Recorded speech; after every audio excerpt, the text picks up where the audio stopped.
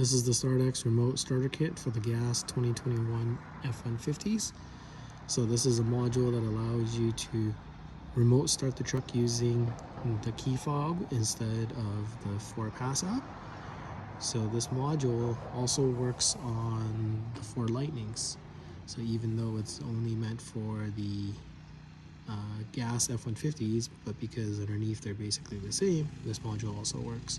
So this module is completely plug and play, and it hooks up behind the glove compartment box, and it takes about 2 or 3 minutes to install, and there's lots of videos on how it works. So let me demonstrate using the key fob. So the sequence I usually press is unlock, lock, unlock, lock. And when you do that, the module recognizes that key press and the remote starts the truck. There you go. See, everything's firing on. Now the truck is started. So let's jump inside and see it.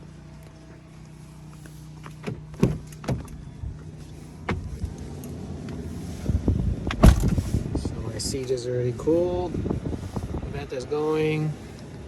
And the screen says to drive, press the start button.